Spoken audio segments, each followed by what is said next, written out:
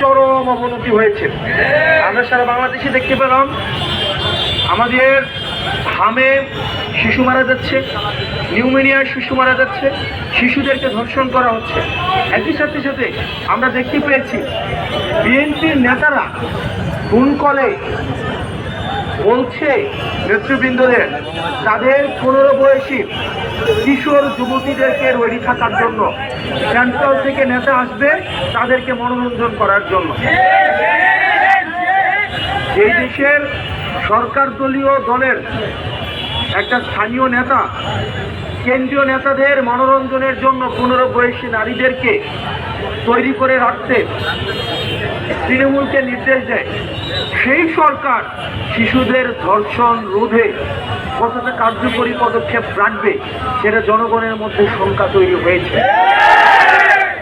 সেজন্য সরকারের কাছে আহ্বান থাকবে